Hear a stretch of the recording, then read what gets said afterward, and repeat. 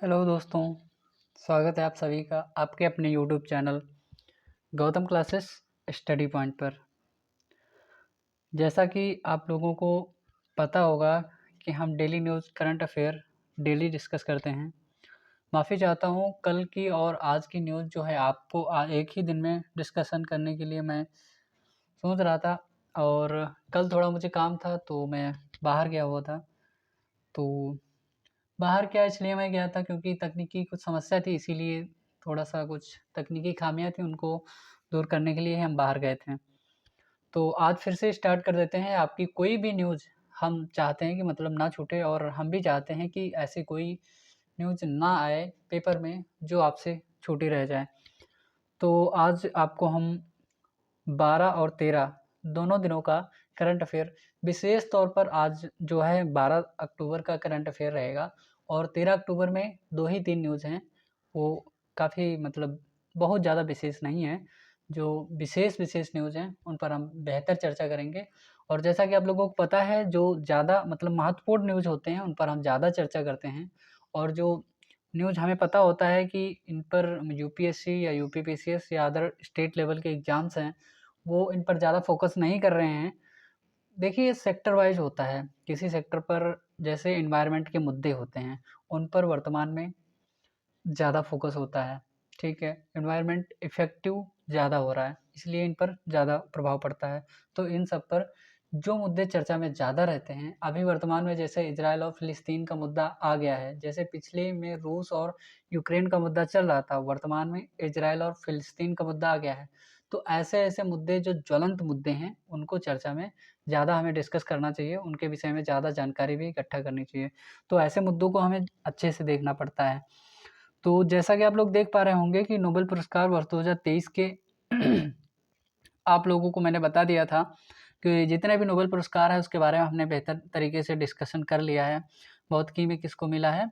Pierre ऑगस्टिनी Tunisia के हैं, any L व्हिलियर France के हैं, और फेरेंक क्रास क्रास हंगरी के हैं। साहित्य के नोबेल पुरस्कार में एक ही लोग हैं, जॉन ओलाव फॉस। ये नॉर्वे के व्यक्ति हैं, ठीक है? जो भी हैं मतलब ये नॉर्वे के हैं। इनके कार्य के लिए नवोन्मेषी नाटक जो गद्य कथनी बातों को वाणी प्रदान करते हैं, और इनकी भाषा है नॉर्वेजियन। ऑब्वियस सी बात है, अगर ये नॉर्वे के हैं तो नॉर्वेजियन भाषा होगी। और इनको जो मिला था भौतिकी में नोबेल पुरस्कार, वो इलेक्ट्रॉन की गतिशीलता के अध्ययन के लिए इनको मिला था। रसायन में नोबेल पुरस्कार मिला है 3 लोगों को, बावेंडी, ब्रूस और एकिमो। तीनों लोग अलग-अलग देश से हैं। बावेंडी फ्रांस से, और ब्रूस जो है अमेरिका से, और एक्मो रूस से। मैंने क्वांटम डॉट्स के बारे में आपको बताया था जब पिछले वीडियो में डिस्कस करा था।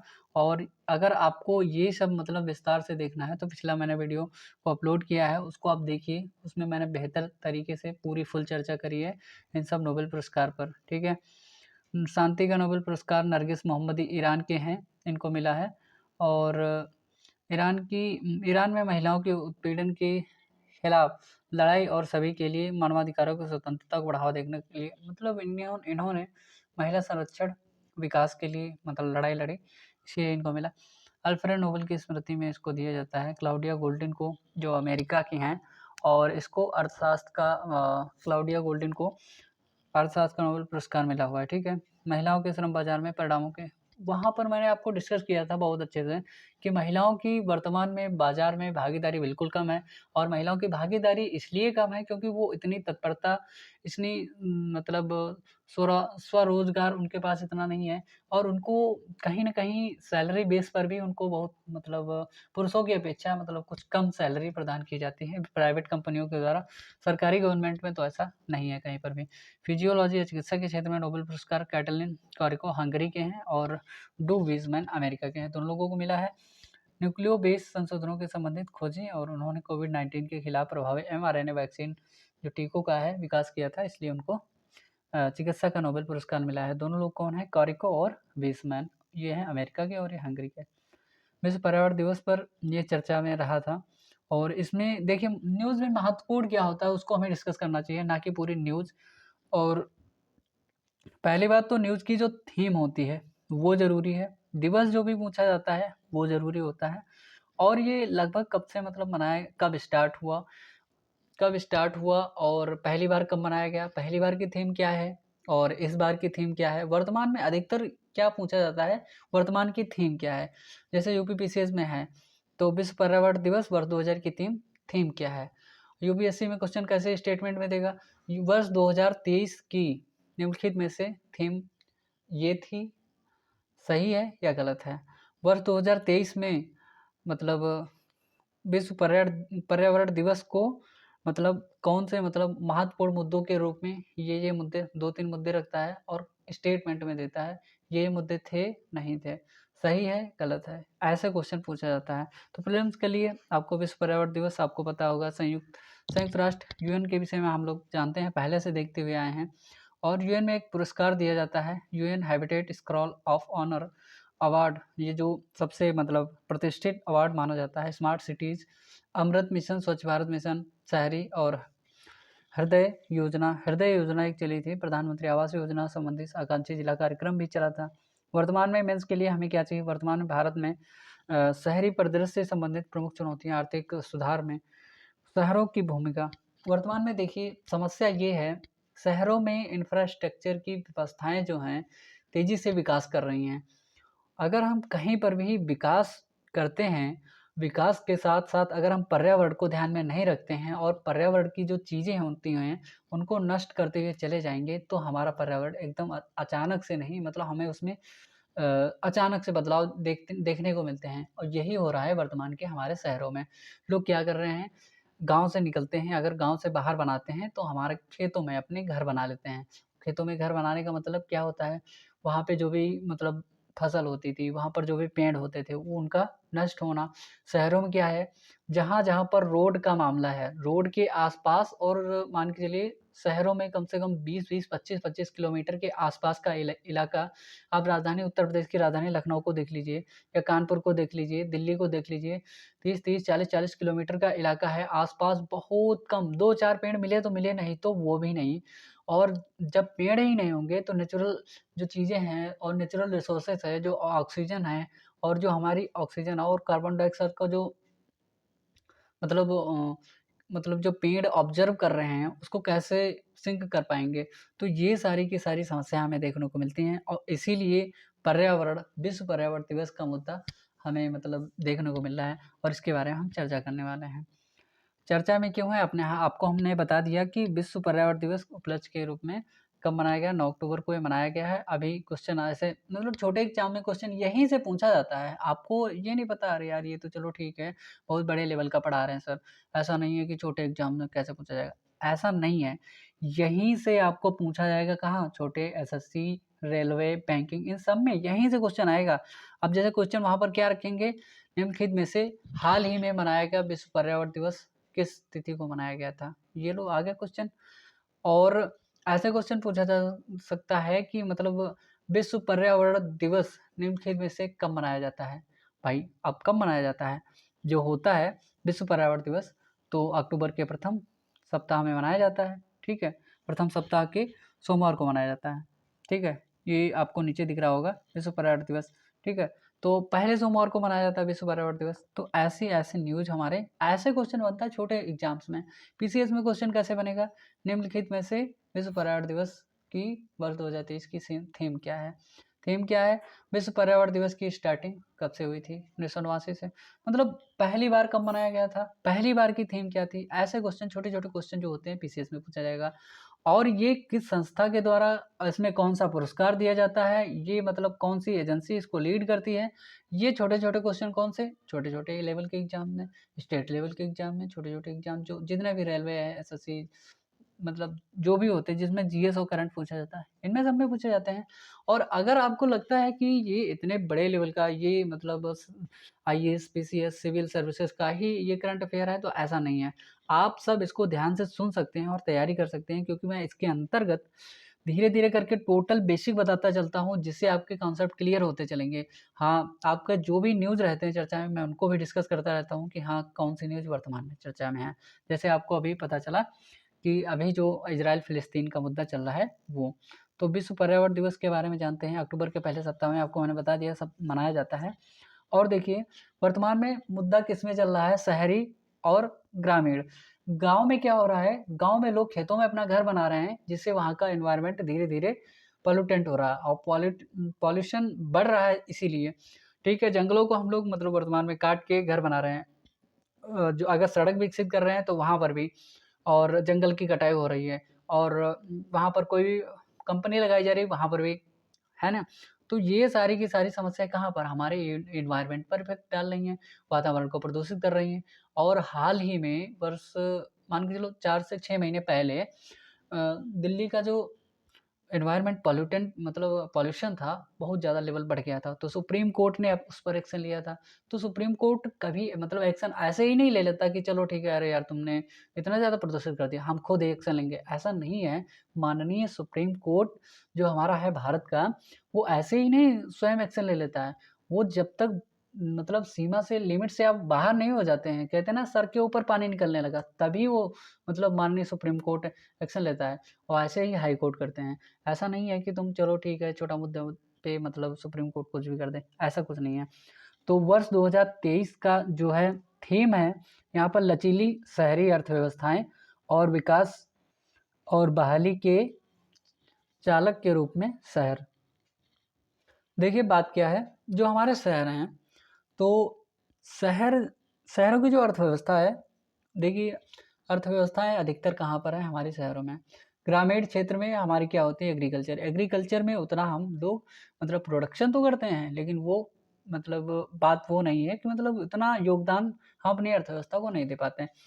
समस्या क्या है, समस्या ये है कि शहरी जो अर्थव्यवस्थाएं हैं वो लचीले तरीके से विकास तो कर रही हैं, विकास तो कर रही हैं, लेकिन क्या नहीं हो रहा है, एनवायरनमेंट को उसी हिसाब से ढाला नहीं जा रहा है।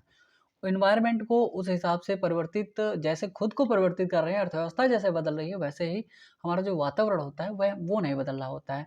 वो मतलब वातावरण का जो पैमाना होता है, नीचे गिरता चला जाता है। देखिए विकास और जो पर्यावरण है, दोनों का मुद्दा साथ-साथ चलेगा। जैसे अगर हमने 5 मकान बनाए, तो वहाँ पर आस-पास मतलब इतना पेड़ कम से अगर ठीक है, हमने पेड़ काट दिए, 10 पेड़ काट लिए, ठीक? तो उसके बाद में अगर हमने छोटे-छोटे 20 पेड़ लगा दिए, तो साल 2 साल में मतलब 4 महीने, 5 महीने, 6 महीने, 7 1 साल में, तो कम से कम वो मतलब उसको रिकवर कर सकते हैं। अगर 20 पेड़ लगा देंगे हम, तो धीरे-धीरे वो जब बड़े हो जाएँगे, तो वातावरण को रिकवर करेंगे। लेकिन अगर हमने 5 पेड़ काट भी लिए, उसमें से 1 भी नहीं लगाया, तो फिर उसका क्या मतलब रहा?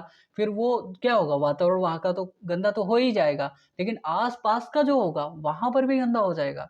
ऐसा होता है कि नहीं? आपने देखा होगा, खूब देखा होगा। तो विश्व पर्यावरण दिवस की पहली बार वर्ष 1986 में केन्या क्या है, नैरोबी में हुई थी। केन्या एक देश है साउथ अफ्रीका का, वहाँ उसी के जो केन्या के नैरोबी में हुई थी, ठीक है? यहीं पर इसकी स्टार्टिंग करी गई थी। तो वैश्विक अर्थव्यवस्था, ठीक है? तो वैश्विक अर्थव्यवस्था की वृद्धि घटकर 2.5% मतलब 2.5% रह गई है और वर्ष 2020 के प्रारंभ में कोविड-19 संकट के कारण इसका मतलब कारण ये भी रहा था और वर्ष 2009 की बात कर रहे हैं जब वैश्विक वित्तीय संकट जो होता हुआ था। इसके अतिरिक्त वर्ष 2001 के बाद सबसे निम्न वृद्धि दर रही है। मतलब एक बार कब? वर्ष 2019 में, आपको पता है कोविड-19 आया था और वर्ष 2009 में एक बार ऐसा हादसा हो चुका है कि अर्थव्यवस्था सबसे मतलब निम्नतम स्तर पर पहुँच चुकी थी और वर्ष 2001 में भी ऐसा ही हाल कुछ रहा था, ठीक है? तो एक संयुक्त राष्ट्र मानव अधिवासन कार्यक्रम द्वारा वर्ष 1989 में यूएन हैबिटेट, देखिए अब ये एसएससी लेवल के जो बैंक लेवल के एग्जाम्स हैं इनमें ये ज़रूर पूछा जाता है क्वेश्चन। निम्नलिखित में से सबसे प्रतिष्ठित पुरस्कार कौन-सा है? ऐसे पूछा जाएगा, ठीक है? संयुक्त राष्ट्र के द्वारा दिया जाने वाला सबसे प्रतिष्ठित पुरस्कार कौन-सा है? ऐसा क्वेश्चन आता है। UN habitat scroll of honour की शुरुआत करी गई थी 1989 में और वर्तमान में विश्व का सबसे प्रतिष्ठित है, ये भी विश्व का, ठीक है? मानव अधिवासन पुरस्कार, ह्यूमन सेटलमेंट अवार्ड है, ठीक है? आर्थिक विकास वाहक देश की जीडीपी महत्वपूर्ण योगदान देने वाले देशों को आर्थिक प्रमुख वाहक माना जाता है, ठीक है? और कह रहा शहरी क्षेत्रों में अर्थव्यवस्थाओं के उत्पादक केंद्र लगभग विश्व के सकल घरेलू उत्पादन का लगभग 75% से अधिक होता है। मैंने बताया आपको शहरों में अधिक हमारी अर्थव्यवस्था मतलब विराजमान है। रोज़गार भी प्रदान करते हैं, नवाचार, जो औद्योगिक केंद्र। भाई गाँव में क्या होता है, इंफ्रास्ट्रक्चर ही नहीं है उतना, तो हमारी जो अर्थव्यवस्था है इतना कैसे गाँव की ग्रामीण अर्थव्यवस्थाएँ बूम कर पाएँगी, ऐसी कैसे मतलब बढ़ेंगी। देखिए, भारत में वर्तमान में शहरी परिदृश्य क्या है, उसके बारे में थोड़ा-सा जानकारी रख लेते हैं। विश्व की सबसे तेज़ी से बढ़ती अर्थव्यवस्थाओं में से एक भारत हमारा देश है, और सकल घरेलू उत्पाद में शहरों का योगदान हमारे यहाँ पर कितना है, 66%, और 2050 तक ये 80% होने की क्या है, उम्मीद है। ठीक है? और विश्व का सबसे अधिक आबादी वाला देश हमारा देश है, और ग्रामीण से शहरी क्षेत्रों की ओर पलायन प्रवसन करता है। क्या करते हैं हम लोग यहाँ से, मतलब अपने गाँव से निकले और कॉपी-किताबें लिए, बाहर निकले, चल दिए भैया दिल्ली और तैयारी करने के लिए, और चलो वहाँ तैयारी करते हैं सिविल सेवा की, या स्टेट पीसीएस की, या अदर एग्ज़ाम्स की। जब एक व्यक्ति यहाँ से गाँव से निकलकर शहर की ओर प्रस्थान करता है, तो वो शहरी आबादी में काउंट होने लगता है। जब शहर में पहुँच जाता है व्यक्ति, वहाँ पर साल, 2 साल, 3 साल रहता है, तो वो शहरी हो जाता है फिर, गाँव का नहीं बचता। कोई व्यक्ति, कोई भी लड़का अगर गाँव से निकल कर 5 साल अगर दिल्ली में रहकर तैयारी करता है, तो वो शहरी टाइप का हो जाता है। गाँव में आता है वो शहर, मतलब गाँव में भी वो शहर ढूँढने की कोशिश करता है। ऐसा होता है, आपने खूब देखा होगा लोगों को। तो ये सारी चीज़ें रहती हैं। हमारे शहरों में क्या होता है, जल आपूर्ति और स्वच्छता की समस्या रहती है, आवास की भी समस्या। कोई भी जाएगा हॉस्टल ढूँढेगा, कितना किराया है, इतना है, और गाँव में तो कहता है, अरे हम यहाँ पर हमारे घर में इतना बड़ा घर हमारा खाली पड़ा रहता है, बताओ यहाँ एक कमरे का 5,000 रुपए ले रहे हैं, 10,000 रुपए ले रहे हैं, ऐसा होता है ना? तो ये सारी की सारी चीज़ें रहती हैं। परिवहन का भी मुद्दा रहता है भाई। परिवहन खूब ज़्यादा भीड़-भाड़ रहती है वहाँ पे। पर्यावरण निम्नीकरण तो आप जानते ही हैं शहर का माहौल कैसा होता है। वर्तमान में कानपुर नंबर 1 पे चल रहा है ना? दिल्ली भी उसी कैटेगरी में है, और राजधानियों में। जल प्रदूषण भी होता है वहाँ पर। जल भाई ऑटोमेटिक, मतलब फैक्ट्रीज़ इतनी ज़्यादा हो जाती हैं अब। भाई चमड़े का शहर जो कानपुर है हमारा, तो गंगा में इतना पॉल्यूशन काहे, मतलब कानपुर में हो जाता है? यमुना में प्रदूषण इतना दिल्ली में क्यों है? ये सब कारण क्या है? फैक्ट्रीज़ हैं, इन्हीं का सबका कारण है। तो जल प्रदूषण भी हो जाता है, अपर्याप्त अपशिष्ट प्रबंधन हो जाता है, जल की कमियाँ होती हैं। इन सब से निपटान के लिए हमने, मतलब हमारी सरकारों के द्वारा क्या शहरी विकास से संबंधित पहले करी गई हैं। और एक तो स्मार्ट शहर नंबर 1 इंदौर आपको वर्तमान में सबसे स्वच्छ शहर चल रहा है, ठीक है? 3-4 बार, 4 बार उसको पुरस्कार मिल चुका है। अमृत मिशन एक चलाया गया था, ठीक है? स्वच्छ भारत मिशन शहरी चलाया गया था, और ग्रामीण भी चलाया गया था इसके साथ-साथ में, और शहरी चलाया गया था। तो शहरी वाली की हम बात कर रहे हैं क्योंकि शहर चर्चा में है। और एक योजना चलाई गई थी हृदय, प्रधानमंत्री आवास योजना शहरी चल रही थी, जिसके अंतर्गत लोगों को घर मिलता है। और आकांक्षी जिला कार्यक्रम, इसमें जो ऐसे ज़िले थे जिनको, मतलब ग्रोथ और डेवलपमेंट के क्षेत्र में पीछे थे, उनको मतलब उनकी आकांक्षा के आधार पर उनको ऐसा माना गया था कि ठीक है, इनमें अगर कुछ खिलाएँ-पिलाएँगे तो ये अच्छा ग्रो करेंगे, बहुत तीव्र गति से बढ़ सकेंगे, तो इसके लिए। आगे की राह में हम देखते हैं एकीकृत शहरी योजना। व्यापक शहरी योजनाएँ विकसित करने की आवश्यकता है। दीर्घकालिक स्थिरता, जलवायु परिवर्तन के प्रति प्रत्यास्थता और संसाधनों के संतुलित उपयोग पर विचार करती है। इसके अलावा मिश्रित उपयोग, कुशल भूमि प्रबंधन और ज़ोनिंग नियमों का बढ़ावा देना, और जो व्यवस्थित विकास को प्रोत्साहित करते हैं। और शहरी विकास के लिए नवोन्मेषी वित्तीयता, शहर संसाधन जुटाने के लिए नगर निगम बॉन्ड जैसे नवोन्मेषी वित्तीयता के माध्यमों का पता लगा सकते हैं।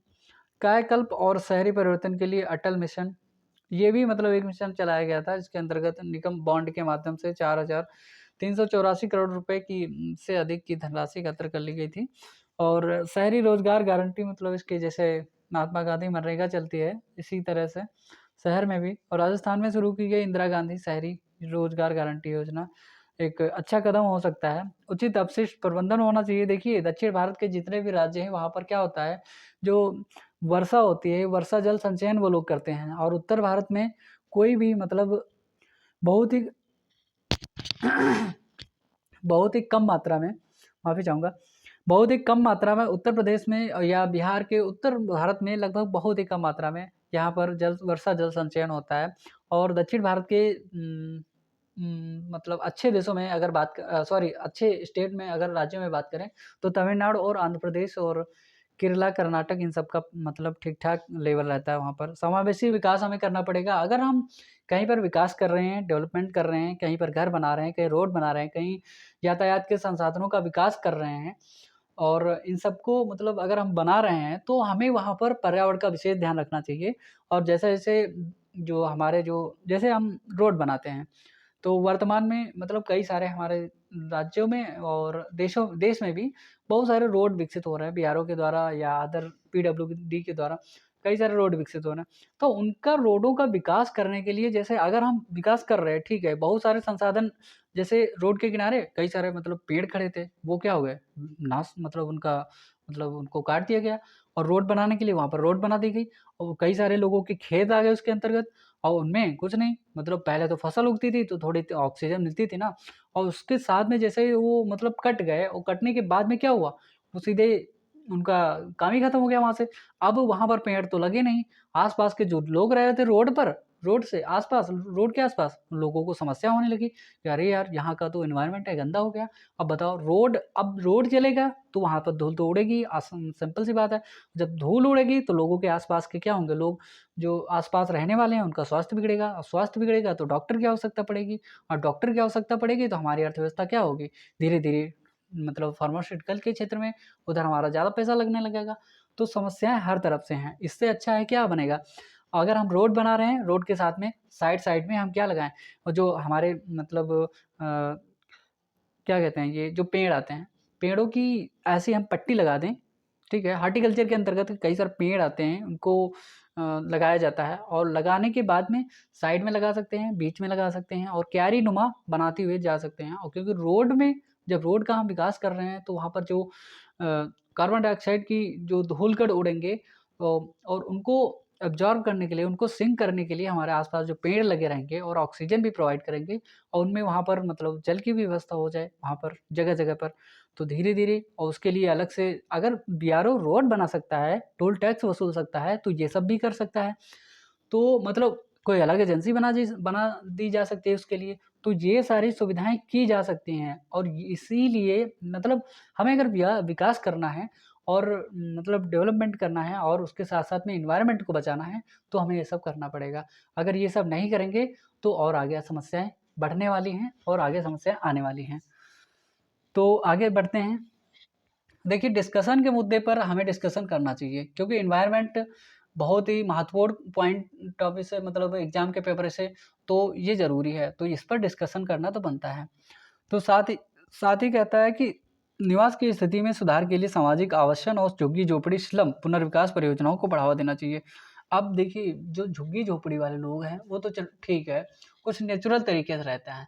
जहाँ पर बिल्कुल पक्के मकान 100 मंजिला बिल्डिंग बन गई वहाँ पर, 100 मंजिला बिल्डिंग बन गई और वहाँ पर पेड़ सभी के सभी कट गए। कटने के बाद में वहाँ पर जीवन जानते हो कैसा होगा? अगर वहाँ पर आस-पास अगर किसी ने पार्किंग नहीं मतलब बनाई तो फिर वहाँ पर ऑक्सीजन की तो बहुत कम मात्रा हो पाएगी पहुँच पाएगी और दिल्ली और मुंबई जैसे बड़े-बड़े महानगरों में तो ये सब बिल्डिंगें आम बात है। नोएडा जैसे क्षेत्रों में तो बहुत ऊँची-ऊँची बिल्डिंग्स बनी हैं। वहाँ पर ऑक्सीजन का लेवल समझ लो क्या होगा? 5 साल के बाद, 10 साल के बाद फिर लोगों को क्या है सिलेंडर लेके घूमना पड़ेगा, सिंपल सी बात है। तो यही चीज़ है। अभी पानी बिक रहा है, फिर क्या होगी? गैस बिकने लगेगी, जेब में डाल के सिलेंडर लगा के घूमो आराम से। चलो भैया ऑक्सीजन ₹10 में, 20 में ₹50 का सिलेंडर लो ऑक्सीजन का। तो ये सारी चीज़ें हैं, तो इससे अच्छा है क्या है हम क्या करें? अधिक से अधिक पेड़ लगाएँ और पेड़ लगाते हुए हम अपना विकास भी करें। अब देखो एक क्वेश्चन पूछा गया है 2020 में, 1991 के आर्थिक उदारीकरण के बाद भारतीय अर्थव्यवस्था के संबंध में निम्नलिखित कथनों पर विचार कीजिए। अब कह रहा है शहरी क्षेत्रों में श्रमिक की उत्पादकता 2004-2005 की कीमतों में श्रमिक दर रुपये में वृद्धि की जबकि ग्रामीण क्षेत्रों में कमी हुई है। मतलब शहरी क्षेत्रों में वृद्धि लेकिन ग्रामीण क्षेत्रों में कमी, ठीक है।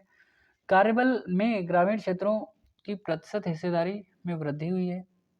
ग्रामीण क्षेत्रों की प्रतिशत हिस्सेदारी में वृद्धि हुई है। ग्रामीण क्षेत्रों में गैर कृषि अर्थव्यवस्था में वृद्धि हुई है। ग्रामीण रोजगार की वृद्धि दर में कमी आई है। ग्रामीण रोजगार की वृद्धि दर में कमी आई है। तो इसमें जो तीसरा और चौथा स्टेटमेंट है वो सही है बता रहे हैं। कह रहे हैं कि ग्रामीण क्षेत्रों में गैर कृषि अर्थव्यवस्था में कमी आई है। लोग कहाँ चले गए? लोगों ने देखा जब कृषि में यार इतना उत्पादन नहीं हम कर पा रहे, लगा लागत ज़्यादा आ जा रही है, तो लोग छोड़-छोड़ के भागने लगे शहरों की ओर। अब अब पिताजी खेती कर रहे हैं, उनके 2 बेटे थे, 3 बेटे थे और 3 बेटों में से 2 बेटे चले गए कमाने बाहर। तो वो मतलब कमाई करने लगे, तो वो तो शहरी क्षेत्र के हो गए ना, और पिताजी और एक छोटा वाला लड़का, वो दोनों घर में खेती कर रहे हैं। तो इसीलिए यही यहाँ पर क्वेश्चन है, ग्रामीण क्षेत्रों में गैर कृषि अर्थव्यवस्था में वृद्धि हुई है। अब भाई कृषि पहले 4 लोग करते, तो वहाँ पर 2 लोग चले गए ना शहरी क्षेत्र में, तो वो तो शहर के हो गए और 2 लोग बचे, तो वहाँ पर कमी हो गई ना, तो यही कह रहा है कमी हो गई। देखिए क्वेश्चन को बनाने का तरीका कैसे हम समझ सकते हैं, लेवल आप देख रहे हैं, मतलब कहाँ से कितना आधार स्तर से आप क्वेश्चन को बना सकते हैं, ठीक है। कह रहा है ग्रामीण रोजगार की वृद्धि दर में कमी आई है। देखिए अगर कृषि में, देखिए एग्रीकल्चर एक ऐसा क्षेत्र है जहाँ पर सबसे ज़्यादा क्या होते हैं, मतलब जहाँ पर आवश्यकता से अधिक मजदूर होते हैं कृषि में। भैया तीन देखिए 1 सप्ताह का काम है, 50 लेबर करवाओगे तो 3 दिन में हो जाएगा, 2 दिन में हो जाएगा, ठीक है। अब भैया वही 8 लेबर डाल रहे हो तो ज़्यादा दिन लगेंगे उस हिसाब से, मान के चलो 15-20 लेवल करोगे तो उससे मतलब कम समय लग सकता है।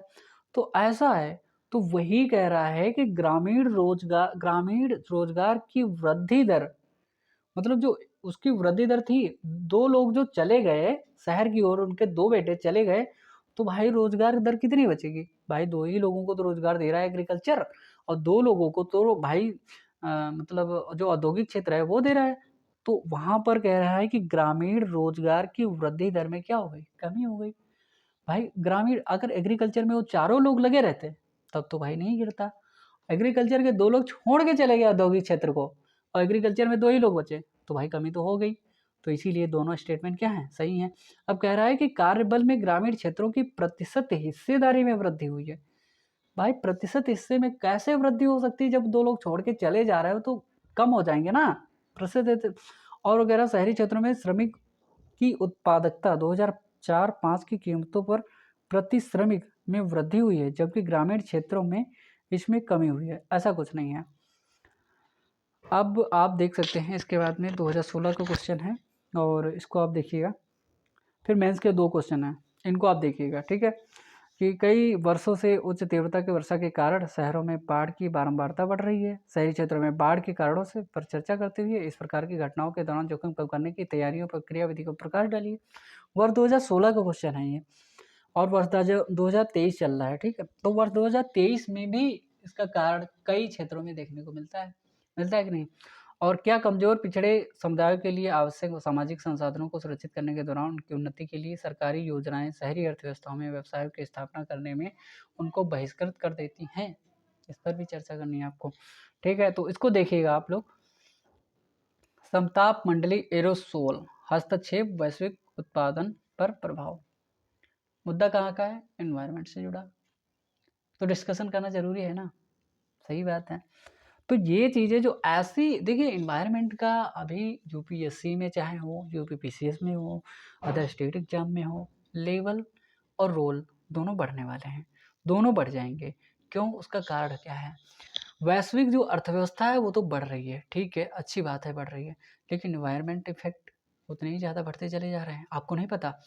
आप लोग जानते हैं कि वर्तमान में देखिए वैश्विक स्तर पर जब हम लोग मतलब अपने देश के बारे में, अपने घर के बारे में तो हर एक सोच लेता है, और अपने राज्य के बारे में तो हम भी थोड़ा बहुत जानते हैं, आप भी जानते होंगे। लेकिन हाँ, जब वैश्विक स्तर पर देखते हैं कि पूरी दुनिया के विषय में, वहाँ पर सोचना, वहाँ पर थोड़ा-सा कठिन हो जाता है। तो वैश्विक स्तर पर जब कोई मुद्दा पहुँच जाता है, ठीक है? तो वो हो जाता है हमारा बेहतर न्यूज़ और बड़ी न्यूज़, और वही एग्ज़ाम में हमारा जो हमारे घर में तो समस्या है ही, लेकिन वैश्विक स्तर पर समस्या बन रही वही, तो फिर उसको यूपीएससी आराम से पीछे से निकाल के क्वेश्चन के रूप में दे देता है आपको। वही यूपीपीसीएस करता है, कहता है चलो ठीक है, ये नहीं तो ये सही, है ना? तो ऐसे क्वेश्चन करता है यूपीपीसीएस भी। तो अदर पीसीएस भी यही करते हैं कि मतलब आपसे उतना बड़ा बेशक ना पूछें स्टेटमेंट के रूप में या अदर एग्जाम मतलब एक्सेप्शन के रूप में, लेकिन हाँ, पूछ लेते हैं। ठीक है, तो ये भी चर्चा का विषय है। तो चर्चा में है क्यों ये? इसके विषय में डायरेक्ट देखते हैं, और धीरे धीरे हमारी चर्चा बढ़ रही है। नेचर फूड जर्नल में प्रकाशित एक हालिया अध्ययन में वैश्विक खाद्य उत्पादन पर जियो इंजीनियरिंग तकनीकी समताप मंडली एरोसोल हस्तक्षेप स्ट्रेटोस्फेरिक एरोसोल इंटरवेंशन SAI के संभावित परिणामों पर प्रकाश डाला गया है। ये रिपोर्ट आई है, किसकी है? नेचर फूड जर्नल में प्रकाशित हुई है। अध्ययन के मुख्य बिंदु क्या हैं? जलवायु हस्तक्षेप के रूप में SAI की भूमिका। अब देखिए SAI जो अपने बिंदु होगी वो बिंदु देगी, जितने भी उसके अंतर्गत पॉइंट आने वाले हैं वो धीरे धीरे, और संबंधित किससे है? एनवायरनमेंट से। देखिए आप एनवायरनमेंट को छोड़ ही नहीं सकते। जो आपके रग रग में बसा हो, जो आपके खून में चल रहा हो, ऑक्सीजन, उसको आप कैसे छोड़ सकते हैं? और उसको एग्जामिनर कैसे छोड़ सकता है? यही आप सोचिए। तो नहीं छोड़ सकते ना। ये है एनवायरनमेंट का मुद्दा। जलवायु परिवर्तन के प्रभावों को कम करने में उपयोगिता की जाने वाली पारंपरिक रणनीतियों विशालता की SAI वैकल्पिक योजना अथवा प्लान बी माना जाता है। अब देखिए प्लान बी इसको माना जा रहा है, ठीक है, रणनीतियों को। समताप मंडल के बारे में आप जानते होंगे, 10 से 50 किलोमीटर की एक परत है और सल्फर डाइऑक्साइड उत्सर्जित करके ज्वालामुखी जैसा विस्फोट करता है और ऑक्सीकरण द्वारा सल्फ्यूरिक एसिड उत्पन्न करता है समताप मंडल, और जो बाद में रिफ्लेक्टिव एरोसोल का कण का निर्माण कर देता है।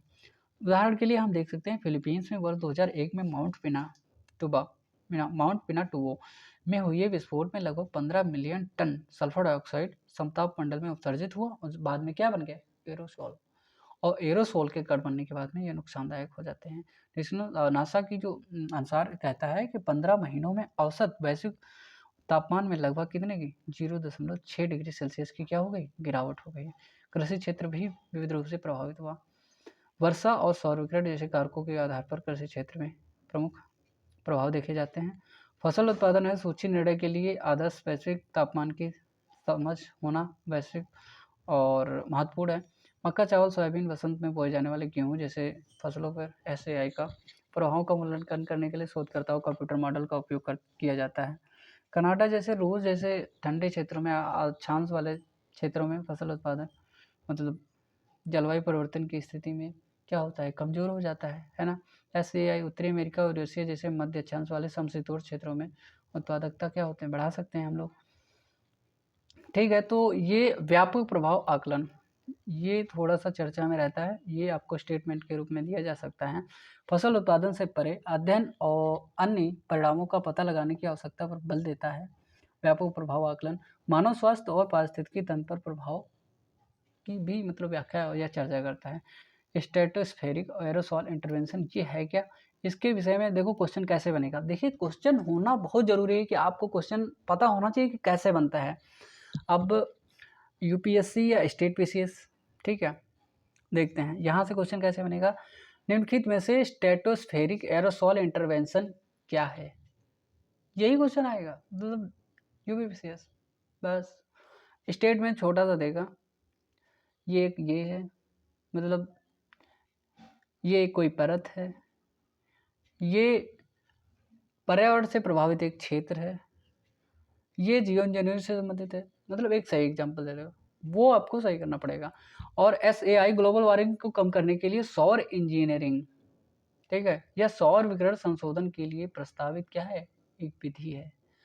जहाँ पर आ जाए सौर विकिरण संशोधन विधि और सौर इंजीनियरिंग, जियो इंजीनियरिंग, तो आप समझ जाइएगा कि ग्लोबल वार्मिंग से ये संबंधित है। स्ट्रेटोस्फेरिक, इसके तहत वैश्विक दीप्ति मंदकता, ग्लोबल डिमिंग और बढ़े हुए एल्बिडो के माध्यम से शीतलन प्रभाव पैदा करने के लिए समताप मंडल एरोसोल को मुक्त किया जाएगा, जो ज्वालामुखी सर्दियों के दौरान स्वाभाविक रूप से होता है, ठीक है।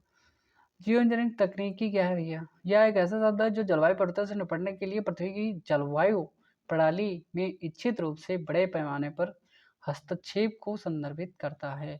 ये हस्तक्षेप आमतौर पर दो श्रेणियों में आते हैं: कार्बन डाइऑक्साइड का निष्कासन और सौर विकिरण प्रबंधन, सोलर रेडिएशन मैनेजमेंट, और कार्बन डाइऑक्साइड रिमूवल, CDR और SRM। कार्बन डाइऑक्साइड CDR क्या है भाई? तकनीकों को वायुमंडल से अतिरिक्त कार्बन डाइऑक्साइड को हटाना जिससे ग्रीन हाउस प्रभाव कम हो सके। CDR के थ्रू क्या करते हैं इनको, मतलब CO2 को जो मात्रा होती है उसको क्या होता है कम किया जा सकता है, जिससे ग्रीन हाउस प्रभाव। भाई ग्रीन हाउस प्रभाव के लिए जिम्मेदार प्रमुख गैस क्या है? कार्बन डाइऑक्साइड है। तो इसको अगर कम कर देंगे तो ग्रीन हाउस प्रभाव भी हमारे यहाँ पे क्या हो जाएगा, कम हो जाएगा। तो सिंपल सी बात है, अगर हम एफॉरेस्टेशन एंड रिफॉरेस्टेशन, वन रोपण और पुनर्वनीकरण करते हैं तो फिर इसका उपचार हो सकता है। बायोचार कर सकते हैं, बायोमास चारकोल में परिवर्तित करके। Bio energy with carbon capture storage, ये भी किया जा सकता है। महासागरीय निषेचन भी कर सकते हैं, फाइटोप्लैंक्टन की मात्रा भी बढ़ा सकते हैं हम लोग। सौर विकिरण प्रबंधन कैसे किया जा सकता है? SRM management. इन तकनीकों का प्रथम लक्ष्य क्या है? पृथ्वी की सतह पहुंचने वाली सौर ऊर्जा की मात्रा को कम करना है, जिससे ग्रह की ऊष्मा को संतुलित रखने में सहायता मिल सके। देखिए, ग्रह की ऊष्मा को संतुलित करने में सहायता तो मिलेगी। सहायता मिलने का कारण ये है कि जो अल्ट्रावायलेट रेज आती हैं, अगर वो जो आपकी ओजोन परत पाई जाती है उसको अगर मतलब छेद कर बाहर आ जाती हैं, जितनी अधिक यहाँ पर आएंगी कैंसर जैसी बीमारियाँ उतनी ही अधिक प्रबल होती रहेंगी।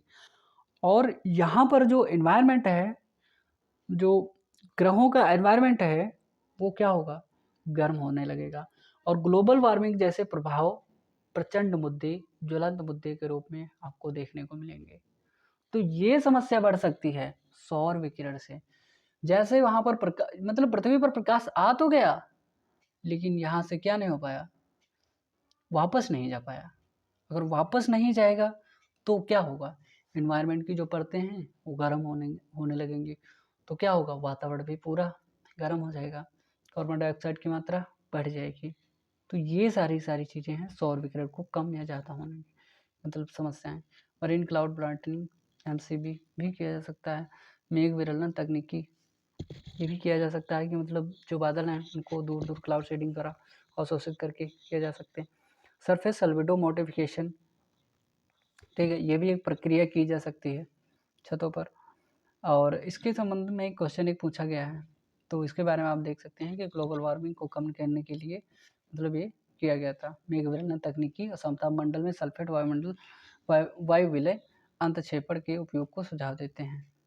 ठीक है, अब आ गया है एक और विवाद, दो नदियों का विवाद, सतलुज यमुना लिंक नहर का विवाद। अब देखिए, इस पर माननीय सुप्रीम कोर्ट द्वारा भी मतलब एक्शन लिया गया और अनुच्छेद 143 143 चर्चा में है। ठीक है, तो चर्चा में है क्यों, ये मुद्दा आया क्यों, उठा क्यों, इसके बारे में जानते हैं। हाल ही में सर्वोच्च न्यायालय ने पंजाब सरकार और उसके आदेश का अनुपालन करने की सलाह को देते हुए कहा है कि वह अपने हिस्से के सतलुज यमुना लिंक नहर के निर्माण कार्य को यथाशीघ्र पूरा करे। दरअसल में यहाँ पर मुद्दा क्या है, आपको मुद्दा मैं समझा देता हूँ, उसके बाद में समझते हैं आगे। विवाद क्या है, पंजाब और हरियाणा दोनों सरकारों के बीच में विवाद है और पंजाब ने जो भी है अपने वहाँ तक की मतलब सतलज और यमुना के बीच में जितनी भी नहर पंजाब के क्षेत्र में आती थी, पंजाब ने भैया बना दी अपनी, क्योंकि जरूरत किसको है, पंजाब को है। पंजाब ने अपने यहाँ पर बना दी, ठीक है। और हरियाणा चाहता है अगर यार हम तुमको पानी दे देंगे तो हमारा क्या होगा। और ससुरा कहता कि हम अगर हमने तुमको, ठीक है, पाँच मतलब कोई भी वस्तु, मतलब एक वस्तु है, अगर 5 किलो, कोई भी अगर चीनी ले लो यार, 5 किलो अगर चीनी है तो 5 किलो में से हरियाणा कहता है यार 4.5 किलो तक हमें मतलब आवश्यकता ही है, अगर आधा किलो हम तुमको भेजेंगे तो फिर तुम्हारा कोई भला ही नहीं होगा। तो हरियाणा कहता है यार चलो छोड़ो, वो मतलब क्या करता है, टाल देता है, मुद्दों को टाल देता है। वो कहता है चलो ठीक है बना देंगे। वो हरियाणा पंजाब कहता है, एक बार कहता है अरे यार देखो भाई देख लेना इसको बनवा दो, तो कहता है ठीक है यार बना देंगे। वो टाल रहा है कि वो मुद्दा आगे बढ़ जाए, लेकिन भाई नहर बनाना जरूरी है, पंजाब कहता है हमें पानी दो। अब पंजाब के पास पानी की कमी हो रही है, धीरे धीरे सिंचित क्षेत्र जो था उसका धीरे धीरे भाई कमजोर पड़ रहा है। पंजाब ने क्या किया, दे दनादन डाल डाल के खाद मतलब उर्वरक अपनी भूमि को क्या करते बंजर कर दिया। और सिंचाई की आवश्यकता बंजर भूमि को ज़्यादा हो जाती है और सिंचाई की आवश्यकता वर्तमान में पंजाब को ज़्यादा हो रही है। और पंजाब क्या कर रहा है? पानी पानी चिल्ला रहा है। हरियाणा क्या कर रहा है? हरियाणा कहता है अरे यार हमारे को पानी नहीं मिल रहा है तो तोहरा को कैसे देंगे। तो वो कह रहा है यार कि चलो ठीक है, देख लेंगे कभी। तो सुप्रीम कोर्ट ने कहा है कि भैया, माननीय सुप्रीम कोर्ट कहता है कि अगर भाई देखो, अगर तुम लोगों के बीच में समझौता है तो आपको देना चाहिए। अरे यार कल को उसको दोगे ना, हम कहेंगे तभी दोगे क्या तुम? चलो ठीक है, जब तुमको बना, वो अगर अगला बना लिया है भाई, मतलब पंजाब जो है तैयारी किए बैठा है और तुम उसको काम ही नहीं करने दे रहे हो, अपने आगे का कार्रवाई पूरा करना। तो यही विवाद का मुद्दा है। और ये नहर सतलज और यमुना लिंक के मतलब नाम से है, और सतलज का पानी और यमुना का पानी लाया जाएगा पंजाब में, ठीक है। तो इस नहर के आदेशों का निर्माण पूरा कर लिया गया है, किसके द्वारा? पंजाब के द्वारा भाई। और इस मुद्दे की मूल जड़ का है वर्ष 1966 में हरियाणा को पंजाब से अलग किए जाने के बाद वर्ष 1981 का एक विवादास्पद जल बंटवारा समझौता है। अब देखते हैं उसके बारे में। ये है भैया, देखते हैं आप, ठीक है। ये भाखड़ा डैम है, जिसको कहते हैं भाखड़ा भाखड़ा डैम। और और इसके बाद में ये बगल में नागल डैम है, तो इन दोनों को मिलाकर भाखड़ा नागल डैम कहते हैं कि नहीं। और यहाँ पर है आपका गोविंद सागर, उसी के नीचे देख लो, ये इधर है सतलज, ये है रोपड़, और यहाँ पर आपका छोटा सा नन्हा चंडीगढ़। अब देख लिए, अब इसको 92 किलोमीटर इसने भैया कंप्लीट कर दिया, किसने? पंजाब ने। वो कहता अरे जल्दी लाओ पानी। हरियाणा का कहता अरे यार भाई रुक जा थोड़े दिन। मैं कहता जोड़ लेंगे यार। हरियाणा भैया नकल दिखा रहा उसको, पंजाब को, और पंजाब ने कर दिया पूरा अपने इधर का क्षेत्र का। तो पृष्ठभूमि वर्ष 1960 के से ही बनी हुई सिंधु जल समझौता से रावी, ब्यास और सतलज नदियों के मुक्त, ऐसा मतलब कहा था कि भाई पानी आपको दे देंगे, और ऐसा हुआ नहीं अभी तक। वर्ष 1981 दोनों राज्यों की आपसी सहमति भी हुई थी भाई, चलो ठीक है पानी दे देंगे। पंजाब के कपूरी गांव में 214 किलोमीटर लंबी सतलुज यमुना लिंक, कपूरी गांव है भैया, देख लेना इसको अपना। 214 किलोमीटर, अभी पूछ लेगा छोटे एग्जाम में स्टेट लेवल के, कहेगा कि भैया जो सतलज और यमुना लिंक परियोजना है कि लंबाई कितनी है? 214 किलोमीटर, ठीक है। और कौन सा गांव? गांव तो खैर नहीं पूछेगा, किन दो राज्यों के बीच में है, तो ऐसा पूछ सकता है, ठीक है। वर्ष 1985 में प्रधानमंत्री राजीव गांधी की तत्कालीन अकाली दल के प्रमुख साझाकरण के मामले में आकलन में प्राधिकरण के निर्माण पर सहमति व्यक्त करते हुए समझौते पर हस्ताक्षर कर दिए गए थे, लेकिन क्या हुआ? अभी तक नहीं, सुनवाई अभी तक नहीं हुई, ठीक है। वर्ष 1996 में हरियाणा ने सतलज यमुना लिंक का काम पूरा करने के लिए पंजाब को निर्देश देते हुए मांग करते हुए सर्वोच्च न्यायालय का रुख किया था। वर्ष 2002-2004 सर्वोच्च न्यायालय ने पंजाब को अपने क्षेत्र में कार्य पूर्ण करने का निर्देश दिया, ठीक है। पंजाब विधानसभा ने पंजाब टर्मिनेशन एग्रीमेंट एक्ट पारित किया, जिससे जल साझाकरण समझौता निरस्त हो गया। इस तरह पंजाब में सतलज यमुना लिंक का निर्माण बाधित हो गया। सर्वोच्च न्यायालय ने वर्ष 2004 के Punjab termination of agreement act की वैधता पर निर्णय लेने के राष्ट्रपति संदर्भ अनुच्छेद 143 पर सुनवाई शुरू की, और पंजाब द्वारा नदी जल को साझा करने की वचनबद्धता के उल्लंघन को देखते हुए उक्त अधिनियम को संवैधानिक रूप से अवैध करार दिया। भाई पंजाब ने अपना अधिनियम बना दिया था कि चलो ठीक है हटाओ छोड़ो, उसने क्या किया? नहीं। तो ऐसा करते हैं कि आगे बढ़ते हैं। और पंजाब पड़ोसी राज्यों के किसी भी अतिरिक्त जल बंटवारे का कड़ा विरोध करता है। वे इस बात का जोर देते हैं कि पंजाब में अतिरिक्त जल की कमी है और पिछले कुछ वर्षों में उसके जलावंटन में कमी हुई है। वर्ष 2029 के बाद पंजाब के कई क्षेत्रों में जल समाप्त हो सकता है। भूजल का उपयोग अत्यधिक दोहन हो रहा है। केंद्र सरकार को हर साल कितना 70,000 करोड़ रुपए का अन्न भंडार उपलब्ध कराता है। राज्य के 79% भाग क्षेत्र में पानी का अत्यधिक दोहन हो रहा है, और सरकार का कहना है कि किसी अन्य राज्य साथ पानी का साझा करना असंभव है, ठीक है। देखिए हमने थोड़ा सा, हमें लगता है कि वहाँ पर गलत बोल दिया, माफ़ी चाहूँगा उसके लिए, क्योंकि यहाँ पर जो पंजाब और हरियाणा का हिस्सा है, निर्माण कर लिया है किसने? हरियाणा ने अपने क्षेत्र में, ठीक है। हरियाणा ने निर्मित कर लिया है, और पंजाब कह रहा है कि भाई हम अपने क्षेत्र में अपने क्षेत्र का पानी तुमको नहीं देंगे। उल्टा वहाँ पे शायद हमने यहाँ तक बता दिया। ये उल्टा हो चुका है। ये जो हरियाणा है ना, हरियाणा के हिस्से का जल का उपयोग मतलब पंजाब कह रहा है कि हम आपको नहीं देंगे, ऐसा पंजाब कह रहा है। और हरियाणा कहता है भाई आप बनवा दो, मतलब अपने इधर से बना लो। और इसने क्या किया है, हरियाणा ने अपने यहाँ पर बना लिया है नहर, और पंजाब से कहता है तुम भी भाई बना लो। तो पंजाब कहता है हमारे पास अतिरिक्त जल है नहीं, तो हम कैसे बना लें। तो देखो अगर बन गई ना तो दीर्घकालिक जल विवादों का समाधान हो सकता है, कृषि उत्पादकता में वृद्धि हो जाएगी दोनों राज्यों में। हालांकि उसको पंजाब को कम पानी मिलेगा, लेकिन कुछ तो करना पड़ेगा ना, सामाजिक आर्थिक विकास भी हो सकता है दोनों लोगों का। और विभिन्न राज्यों के जल बंटवारे से संबंधित विवादों का कारण मतलब कई सारे कारण हैं, ग्लोबल वार्मिंग, मतलब जन उनके पास खुद की कमी है, और कई सारे मुद्दे अन्य हैं। जल वितरण मुद्दों का स्थायी समाधान नहीं है, सिंचाई प्रणालियों का आधुनिकीकरण, कई सारी विधियां अपना रहे हैं, उसके बावजूद उनको जल की आपूर्ति नहीं हो पा रही। वास्तविक समय की निगरानी, पूर्वानुमान पूर्वानुमान होता भी है तो बारिश नहीं होती, कहीं कुछ मतलब कई समस्याएं आ जाती हैं। नदी बेसिन पारिस्थितिकी तंत्र की बहाली, मतलब कैसे नदी बेसिन कैसे कर पाएंगे कि मतलब एक में दो लोग खाने लगेंगे तो साझा तो समझौता तो करना ही पड़ेगा। आगे की राह में हम देख सकते हैं कि जल विवादों को न्यायाधिकरण के निर्णय पर सर्वोच्च न्यायालय के अपीली क्षेत्राधिकार के साथ एक स्थायी न्यायाधिकरण स्थापित करके हालिया नियंत्रित किया जा सकता है। देखिए हमारे संविधान में ऐसा कहा गया है कि अगर कोई भी मुद्दा है कि जिस पर विशेष कमेटी बनाने की आवश्यकता पड़ती है, तो अगर सुप्रीम कोर्ट इस पर मतलब अपील करती है कि भाई आप कोई मतलब ऐसा कमेटी बनाइए या कोई आयोग बनाइए या कोई कमीशन बनाइए, और उस कमीशन के जरिए इसको समाधान करिए इसका, तो मतलब ऐसा किया जाता है। और इसी प्रकार किसी भी संवैधानिक सरकार का तत्कालिक लक्ष्य क्या होता है, अनुच्छेद 262 के अंतर्गत अंतर्राज्यीय नदियों या नदी घाटियों के जल संबंधित विवादों का न्याय निर्णय किया जाता है। अंतर्राज्यीय जल विवाद अधिनियम मतलब उसको लागू किया जाएगा और संशोधन करके समान स्तर पर कार्यान्वयन होगा। ठीक है, तो ये मुद्दा आपका था चर्चा में। मल्टी मॉडल एआई का उद्भव।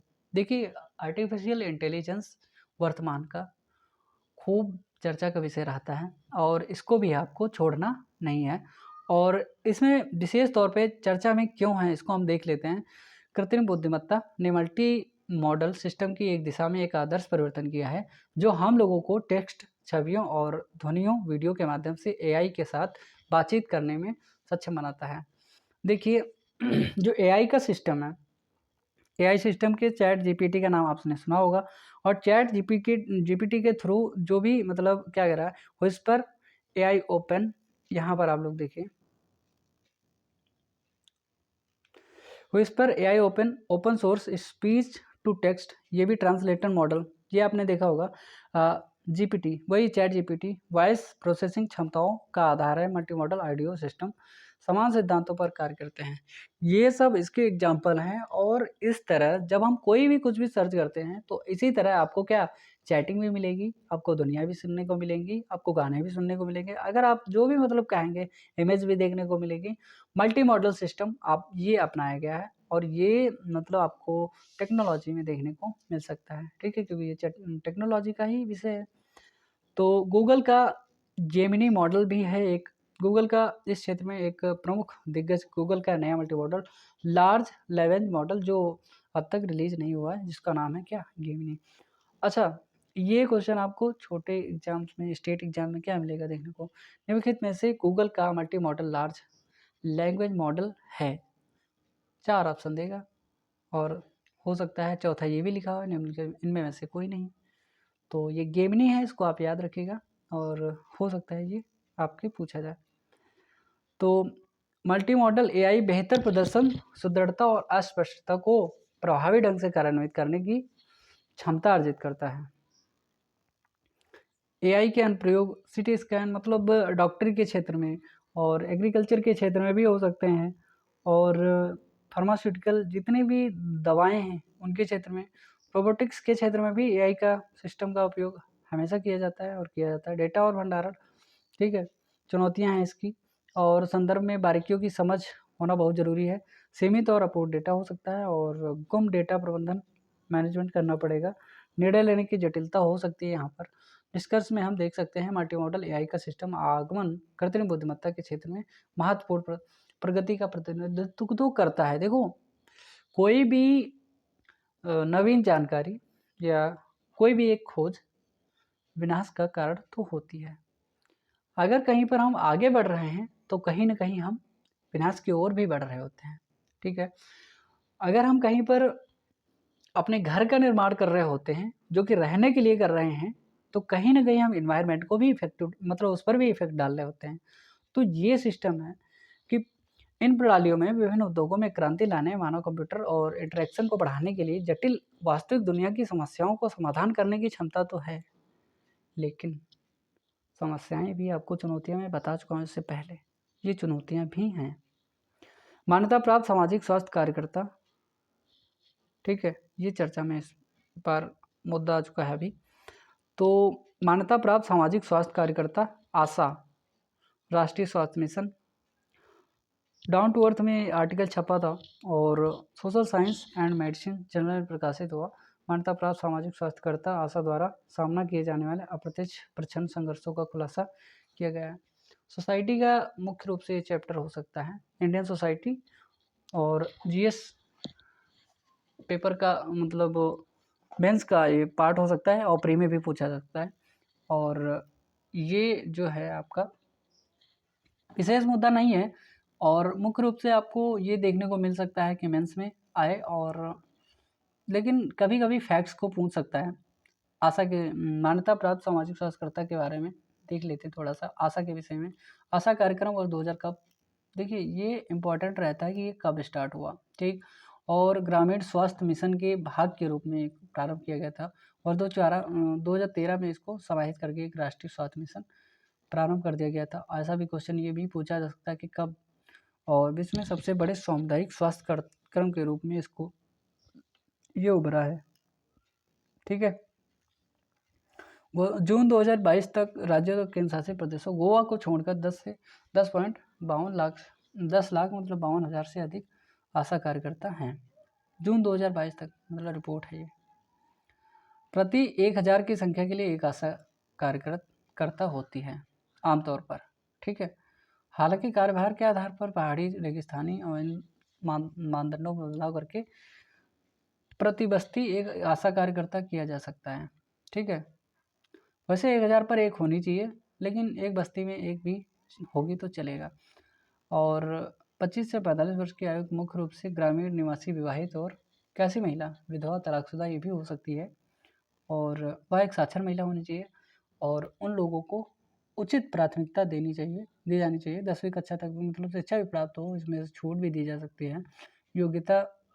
इस योग्यता का कोई उपयुक्त व्यक्ति उपलब्ध ना हो, मतलब जैसा उसको चाहिए वैसा होना चाहिए। आगे के राह में हम देखते हैं कि आशा कार्यकर्ता को भावनात्मक समर्थन और मार्गदर्शन प्रदान करने के लिए परामर्श पहल स्थापित करना, उनके सामने आने वाली जटिल मुद्दाओं देखिए किसी भी व्यक्ति के सामने अगर कोई समस्या आती है तो उसके लिए सहारा बहुत बड़ी चीज़ होती है। अगर आप किसी समस्या से वर्तमान में ग्रसित हैं और आपका दोस्त एक बार आपको कह देता है कि चल छोड़ ना यार, दूसरे को देख ले या दूसरा काम देख ले, उसको जाने दे, टेंशन मत ले यार, मैं तुम्हारे साथ हूँ। जरा सा सपोर्ट आपके जीवन को बदल सकता है। जरा सा सपोर्ट। आपने कभी मम्मी पापा से बात किया और लगता है आपको यार चलो ठीक है अब नहीं हो रहा, पापा क्या करें? पापा ने कहा नहीं बेटा परेशान ना हो, तुम ही तो कर पाओगे और कौन है हमारे परिवार में जो ये सब कर पाएगा? तुम ही तो हमारे घर के क्या हो, शेर हो। अरे चिंता ना करो, करते रहो, पढ़ो अच्छे से और पढ़ो, नहीं 1 घंटे 3 घंटे पढ़ो, 3 घंटे नहीं 4 घंटे पढ़ो, ठीक है? 1-2 दिन कम भी चलो सोओगे तो चलेगा, लेकिन सिलेक्शन हो जाएगा, परेशान ना हो। इतना सपोर्ट आपको मिल गया, अरे वाह! मज़े आ गए अब तो फिर पढ़ने लगे भाई 4-4 एक्स्ट्रा घंटे, है ना? तो ये सब होता रहता है। भारत तंजानिया के संबंध चर्चा में रहें। देखिए मैंने बताया था आपको 12 तारीख का जो न्यूज़ है महत्वपूर्ण है, ठीक है? तो देख लेते हैं जल्दी से इसको। हाल ही में नई दिल्ली में भारत तंजानिया निवेश फोरम, ठीक है? भारत तंजानिया निवेश फोरम में तंजानिया के राष्ट्रपति का स्वागत किया गया। भारत तंजानिया निवेश फोरम में जो तंजानिया के राष्ट्रपति हैं उनका स्वागत किया गया। तो भारत और तंजानिया ने अपने द्विपक्षीय संबंधों को रणनीतिक साझेदारी के स्तर पर उन्नत किया है, मतलब रणनीतिक तौर पर। चलो ठीक है, आप व्यापार करेंगे, हमारे यहाँ पर ये स्थापित कीजिए, आप यहाँ पर ऐसा कर सकते हैं तो आप ये कीजिए, ठीक है। कभी कभी ऐसा होता है कि कोई फैक्ट्री भारत की है और तंजानिया में स्थापित करी जा रही है, उसके लिए मतलब वेरीफाई नहीं होती है, 2-2 3-3 4-4 साल जगह नहीं मिलती है सरकार को। तो ये क्या होगा, रणनीतिक तौर पर ये हो सकता है कि चलो ठीक है भाई, भारत के जो नागरिक होंगे यहाँ से अगर तंजानिया में कोई फैक्ट्री खोलना चाहते हैं तो वहाँ पे अप्रूवल जो भी लेना पड़ेगा, तो भाई उसको सरल कर दीजिए आप। तो जैसे ही सरल हो जाएंगे तो भारत के लोग भी वहाँ पर क्या होंगे, फैक्ट्री स्टैब्लिश कर पाएंगे। यहाँ के तंजानिया के लोग अगर व्यापार करने भारत आना चाहते हैं तो यहाँ पर भाई उनको थोड़ी छूट देनी जानी चाहिए कि ठीक है भाई, आप लोग भी व्यापार करिए। तो ऐसा हो सकता है, रणनीतिक तौर पर साझेदारी हो सकती है। दोनों देशों के विभिन्न क्षेत्रों में सहयोग की मजबूती, 6 समझौतों पर हस्ताक्षर हुआ है भाई, और भारत और तंजानिया, इसको याद रखिएगा, ठीक है। डिजिटल डोमेन, संस्कृति, खेल और समुद्री उद्योग, व्हाइट शिपिंग, सूचना साझाकरण में शामिल। देखिए ये मुद्दा थोड़ा सा बन सकता है आपके पेपर में, इसको आपको नोट कर लेना चाहिए या ध्यान रखना चाहिए। देखिए दोनों देशों में भारत अधिकृत बैंकों को तंजानिया में संपर्की बैंकों के विशेष रुपया वोस्ट्रो खाते, स्पेशल रुपी वोस्ट्रो। देखिए जो तंजानिया में संपर्की बैंक हैं, भारत की जो बैंकें हैं उनके खाते कहाँ पर हैं, तंजानिया की बैंकों में, ठीक है। तो उसको क्या कहते हैं, वोस्ट्रो खाता। तो खोलने में सक्षम बनाकर भारतीय रुपये और तंजानिया सिलिंग, तंजानिया का जो मतलब वहाँ का कहते हैं एक तरह से अपने यहाँ का रुपया और वहाँ का सिलिंग के बीच व्यापार को बढ़ावा दे रहे हैं। देखिए वोस्ट्रो खाता, इंडियन जो बैंक्स हैं वो तंजानियन बैंक के खाते, मतलब वहाँ पर खाते हैं, तो इन दोनों के बीच में आपसी सहमति है, ठीक है। आप वोस्ट्रो खाता कीजिए और हम नोस्ट्रो खाता करते हैं, मतलब वहाँ का खाता यहाँ, यहाँ का खाता वहाँ के बैंक में होता है। तो ये क्या होता है, आपस में जो रुपया होता है और सीलिंग है, उन दोनों के बीच में क्या होती है, आपसी सहमति बनेगी, और इससे क्या होगा, व्यापार जो ट्रेड है आपका वो मतलब ग्रो करेगा, आगे बढ़ेगा। तो इसलिए मतलब ये मुद्दे रहें। वर्तमान समस्या को दूर करने और मुद्रा व्यापार तंत्र की सुनिश्चित करने के प्रयास किए जा रहे हैं। पंचवर्षीय रक्षा रोड मैप भी स्थापित, और हिंद महासागर क्षेत्र में समुद्री सुरक्षा सहयोग, भारत तंजानिया संयुक्त विशेष आर्थिक क्षेत्र अन्वेषण अभ्यास की सफलता की दिशा में एक सकारात्मक कदम था। जवाहरलाल नेहरू विश्वविद्यालय से डॉक्टरेट की उपाधि मानक तंजानिया के राष्ट्रपति को क्या प्रदान करेगी। कौन है यहाँ के राष्ट्रपति, अभी ऐसा क्वेश्चन पूछ सकता है। देखिए भाई क्वेश्चन आपको ध्यान रखना पड़ेगा, कौन क्वेश्चन कहाँ। हाल ही में भारत तंजानिया के संबंध चर्चा में थे और वहाँ के राष्ट्रपति को निम्नलिखित में से किस यूनिवर्सिटी के द्वारा पुरस्कार दिया गया, डॉक्टरेट की मानद उपाधि दी गई।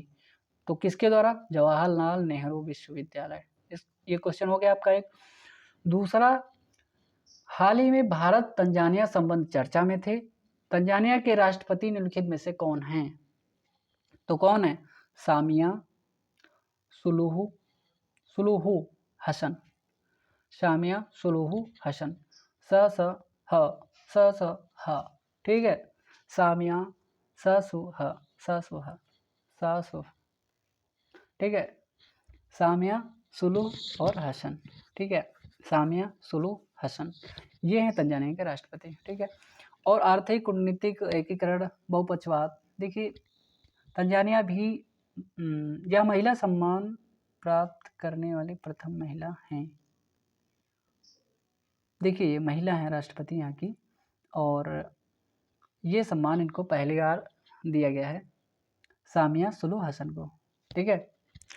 और तंजानिया पूर्वी अफ्रीका का सबसे बड़ा देश है और 8 पड़ोसी राष्ट्रों के साथ अंतर्राष्ट्रीय सीमा और शीर्ष 10 देशों में से एक है। जंजीबार, पेम्बा, माफिया द्वीप तंजानिया का हिस्सा है भाई, ठीक है। ये देखिए युगांडा है और ये आपका तंजानिया है। तंजानिया जो है आपको दिख रहा होगा यहाँ पर, जो टंगानिका झील है और एक है लेक न्यासा, ठीक है। तो ये चर्चा में कभी कभी बन जाती हैं, और एक है लेक विक्टोरिया। ये कभी कभी क्वेश्चन मतलब पूछा जाता है निम्नलिखित में से किन देशों की सीमा लेक विक्टोरिया से लगती है। तो ये आपको याद होना चाहिए कि देखिए यहाँ पर युगांडा है और केन्या है और तंजानिया है, इन देशों की सीमा जो है से लगती हैं, ठीक है। राजधानी दार एस सलाम और प्रशासनिक राजधानी है डोडोमा विधायी राजधानी है, ठीक है। मुद्रा है कि तंजानिया शिलिंग बताई थी आपको। और विक्टोरिया झील दक्षिणी भाग नील नदी का स्रोत है कौन? विक्टोरिया झील आपको पता है, ठीक है। विश्व का सबसे ऊंचा एकल मुश्त पर्वत माउंट पर्वत किलिमंजारो क्या है? सबसे ऊंचा पर्वत है, विश्व का सबसे ऊंचा एकल मुक्त खड़ा पर्वत माउंट किलिमंजारो है, ठीक। माउंट किलिमंजारो तंजानिया में। पश्चिम में तंगानिका झील है, इसकी दूसरी सबसे गहरी झील। ये भी क्वेश्चन आ सकता है, ठीक है। और वर्तमान में वर्ष 2022-23 में कुल 6.4 बिलियन अमेरिकी डॉलर भारत का और तंजानिया का मतलब जो व्यापार रहा था। और यहाँ से क्या क्या भेजा जाता है और क्या क्या आयात किया जाता है, जो भी आप देख सकते हैं, ठीक है। और उसके बाद में आज का न्यूज़ हमारा यहाँ पर समाप्त होता है और कल का न्यूज़ हम देख लेते हैं जल्दी जल्दी। जैसा कि आप लोग देख सकते हैं कि आज जो अब हम डिस्कस करने वाले हैं 13 अक्टूबर का न्यूज़। तो 13 अक्टूबर के न्यूज़ में कुछ ही महत्वपूर्ण न्यूज़ हैं और ये है। तो 13 अक्टूबर में बाढ़ प्रवण क्षेत्रों में मानव बस्तियों में वृद्धि हो रही है, क्योंकि बाढ़ वर्तमान में आपने देखा होगा जहाँ पर वर्षा हो रही है ना, लगातार घमासान बारिश हो जा रही है और बाढ़ नदियों में तुरंत बाढ़ आ जा रही है, ठीक है। वर्तमान में हाल में सिक्किम का मुद्दा चर्चा में चल रहा था, ठीक है। मैंने आपको बताया था 2 ही दिन पहले जो सिक्किम का तिस्ता नदी है, और तिस्ता नदी में क्या आ रही थी? बाढ़ आ रही थी। और सिक्किम में क्या होता भाई? बाढ़ चल रही थी, ठीक है। तो इसमें ये मुद्दा चर्चा में चल रहा है, बाढ़ क्षेत्र जलवायु परिवर्तन विश्व बैंक की रिपोर्ट भी आई है इस पर। और बाढ़ प्रभावित क्षेत्रों में मानव बस्तियों का वृद्धि कारक बाढ़ प्रबंधन, इसको हम देख सकते हैं। डाउन टू अर्थ का ये मुद्दा रहा था और चर्चा में था विश्व बैंक द्वारा हाल ही में, इसके द्वारा विश्व बैंक जो हमारी वर्ल्ड बैंक है उसके द्वारा हाल ही में एक अध्ययन के अनुसार एक रिपोर्ट प्रकाशित करी गई थी जो कुछ सबसे जोखिम वाले बाढ़ क्षेत्र हैं मानव बस्तियों में वर्ष 1985 के बाद 122% की वृद्धि। इसको आप ऐसे ही मत देखिएगा, बहुत बड़ी चीज़ है ये। वर्ष 1950 के बाद 122% की वृद्धि देखी गई है, जिसे लोगों को जीवन काल में जलवायु परिवर्तन के कारण घटित होने वाली बाढ़ जैसी आपदाओं की वजह से अधिक जोखिम पूर्ण हो गया उनका जीवन। और मानव बस्तियों की यह वृद्धि मुख्य रूप से मध्यम और निम्न आय वाले देशों में देखी गई है। क्या है? निम्न और मध्यम आय वाले देशों में देखी गई है। और भारत कहाँ पर खड़ा है? निम्न और मध्यम आय वाले देशों में। समझ गए ना? तो दूसरी ओर सबसे सुरक्षित और क्षेत्रों की मानव बस्तियों में 80% की यहाँ पर वृद्धि देखी गई है, ठीक है। निम्न मध्यम आय वाले देशों में क्या है भाई? 122%। और सबसे सुरक्षित क्षेत्र हैं जहाँ पर सबसे सुरक्षित है वहाँ पर भी 80% की वृद्धि भाई देखी गई। बस्तियों का विस्तार वैश्विक परिदृश्य वही है। लीबिया जहाँ सितंबर वर्ष 2019 में 23 में विनाशकारी बाढ़ आई थी, बाढ़ से सबसे अधिक प्रभावित होने वाले क्षेत्रों में बस्तियों में 83% वृद्धि देखी गई है ना। विशेष रूप से पूर्वी एशिया में शुष्क और आपदा अपवाद वाले उल्लेखनीय क्षेत्र कौन से? संयुक्त राज्य अमेरिका में ड्राई सेटलमेंट आर्द्र दलदली क्षेत्र। कहाँ कहाँ पर कितनी वृद्धि हुई? Bharat, France, Sweden, Austria, Finland, Japan, Canada आर्द्र क्षेत्रों की तुलना में ड्राई सेटलमेंट वाले अन्य देशों में भी भारत इत्यादि हैं, मतलब इनकी वृद्धि देखी गई है, ठीक है। उदाहरण के लिए तंजानिया का दार ए सलाम इस समस्या का सबसे अच्छा उदाहरण है, जहाँ मत्स्य पालन से जुड़े एक गांव की जनसंख्या 7 मिलियन से अधिक तक पहुंच गई। अब समझ लो, समझ गए? तो ये सारी समस्याएं चल रही हैं। अब आप देख सकते हैं अपना प्यारा भारत, ठीक है। जम्मू कश्मीर और लद्दाख ये देश हैं हमारे, कहाँ कहाँ पर कितनी कितनी समस्या चल रही है। उत्तर प्रदेश कितनी? 7.34 मिलियन हेक्टेयर, नंबर 1। बिहार बाबा दूसरे नंबर पर। पंजाब, ठीक है, तीसरे नंबर पर है। उत्तर प्रदेश बाबा जी सबसे नंबर 1, ठीक है। उसके बाद जब हम देखते हैं कि राजस्थान का 4 नंबर पर 3.26 और असम 3.15 और वेस्ट बंगाल 2.65, ठीक है। इसी प्रकार से फ्लड के क्षेत्र मतलब जितने भी एरियाज रहे हैं और ये बाढ़ से संबंधित ज़्यादा रहे हैं, ठीक है। सबसे ज़्यादा उत्तर प्रदेश है, फिर उसके बाद में अपना बिहार बाबा, उसके बाद में चल रहे थे कौन? पंजाब बाबा, ठीक है। तो इसके बाद में जब देखते हैं हम आगे की राह में भूमि उपयोग हेतु सख्त नीतियाँ। मैंने आपको बताया था अभी कुछ देर पहले कि नीतियों को किस प्रकार से लागू किया जाना चाहिए, वहाँ पर क्या नवीनीकृत तरीके से एनवायरनमेंट के शुद्धता के विषय में कुछ किया जा सकता है? अगर हम कहीं पर निर्माण कार्य कर सकते हैं, उसी के साथ-साथ में, उसी के समकक्ष में कहीं पर उससे अधिक उसी के परिवेश में, उसी के इकोसिस्टम में कुछ ऐसा बदलाव कर सकते हैं, जिससे कि हमारे वातावरण पर उतना अधिक प्रभावी तरीके से प्रभाव ना पड़े, जितना कि लोगों का वहाँ पर रहना, इकोसिस्टम में तीव्र गति से प्रभाव पड़ना, ये सारे कार्य ना हो सकें, ऐसा हो सकता है? क्या कोई ऐसी नीति, रणनीति काम कर सकती है? इसके बारे में हमें अवश्य सोचना चाहिए और अगर इसके बारे में हम सोचेंगे, तो कोई न कोई तरीका निकल ही आएगा। कहते हैं ना, हर समस्या का समाधान अवश्य ही होता है। तो ऐसे ही हमारे एनवायरनमेंट सिस्टम को, इकोसिस्टम को बनाए रखने के लिए किसी न किसी समस्या से निपटने के लिए समाधान अवश्य मिलेगा। समझ गए आप?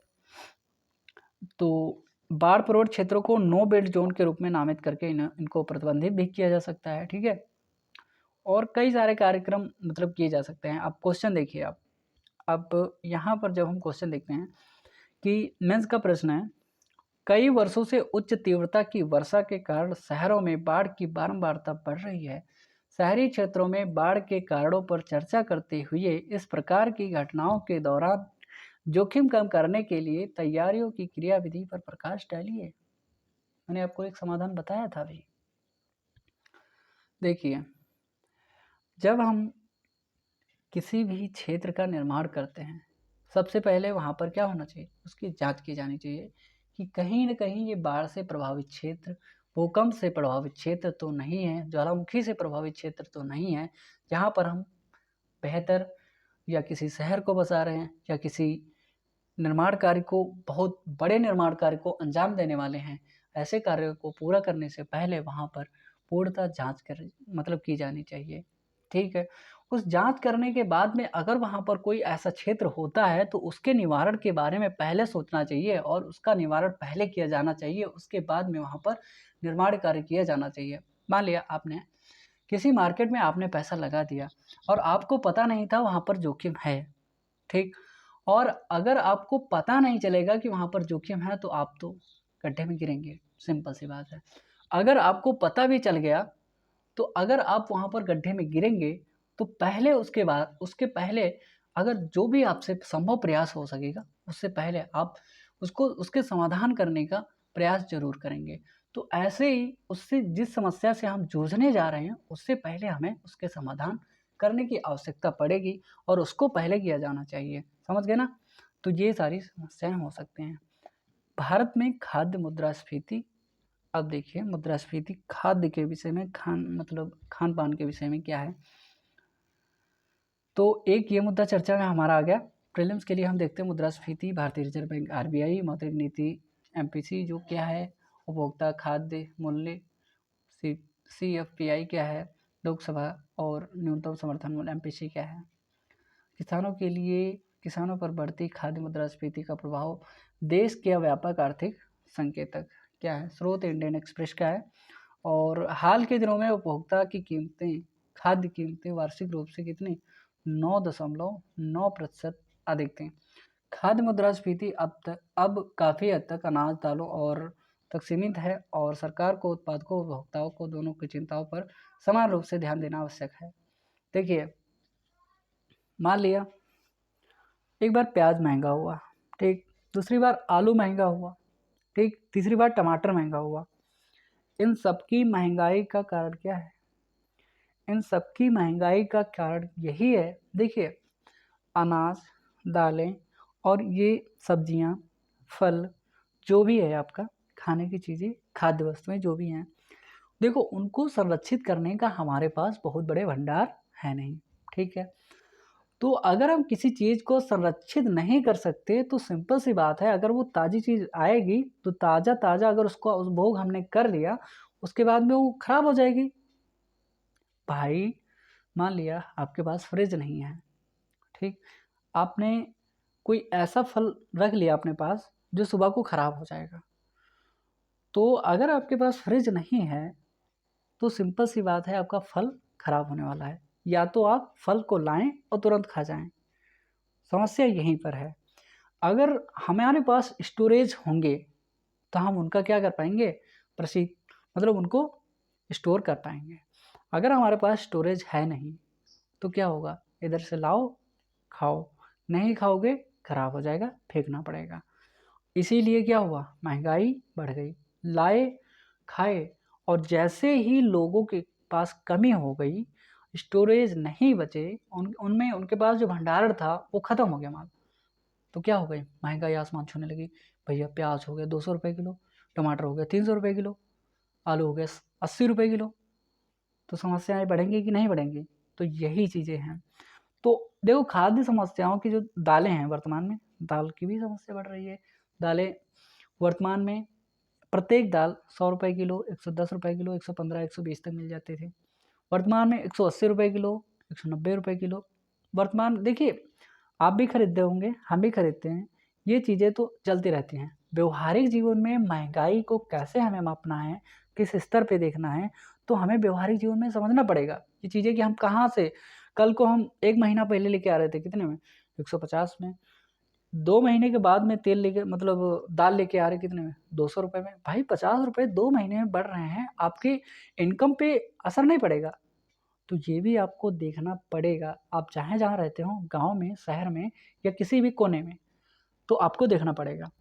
तो ये सारी चीज़ें हैं, ठीक है? आधार से आप अगर समझेंगे, देख रहे हैं आप, टमाटर क्या हुआ?